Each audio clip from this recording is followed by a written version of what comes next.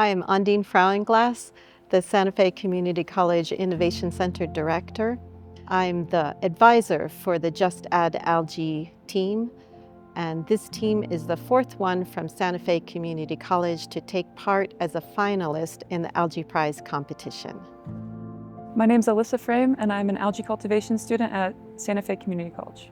Our project explores a novel approach to both the issue of used cooking oil as well as the challenges with sustainable biofuel production.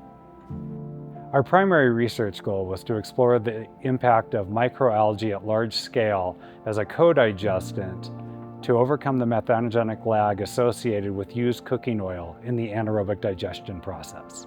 By utilizing used cooking oil from our own school and local restaurants, we are not only remediating waste, but also producing a valuable renewable energy source.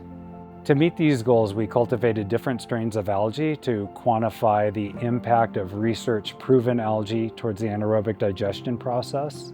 We also set up two identical medium-capacity anaerobic digestion units, one as a control and one as a test bag, to test the differences in the ratios of algae and used cooking oil. And lastly, we had to create a volumetric containment system for the gas so that we can quantify the amount of gas being produced out of each unit. As our temperature fell, as we came into the fall months, due to the severe weather that happens at Santa Fe Community College, we had to get everything done before our systems froze. First challenge we encountered were the 80 units required a 30-day maturation time. On 6/13, we had a mechanical failure where we lost an end cap and lost all the contents of 80 unit number 2. The impact to the project resulted in additional time for the bags to reach full gas production before we could begin the experimental phase. Challenge number 3 was our monoculture became contaminated.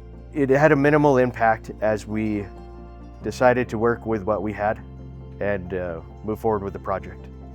The used cooking oil that we were sourcing in the colder temperatures at night were starting to thicken up. We moved the UCO into the lab to ensure that it stayed warm enough for viscosity. The impact to the project required us to ensure that the UCO was viscous enough for us to get it into the feed port effectively so it didn't clog up our experiment. Hi, my name is Eva Zafrano. I'm a student at Santa Fe Community College, and I'm getting the Controlled Environment Agriculture Associates as well as the Algae Cultivation Certificates. The challenges we encountered led to many opportunities, starting with the monoculture Chlorella vulgaris experiencing multiple contaminations due to a lack of sterility. This forced us to work with a polyculture, which ended up being more stable and productive. The move to a polyculture allows for easier replicability, considering maintaining a sterile environment is costly and requires a specific skill set.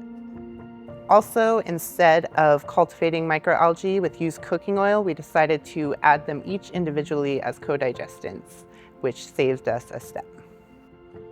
Ultimately, we had to decrease the scope of our experiments of scrubbing biogas with algae and perfecting biogas storage to prioritize our main experiments.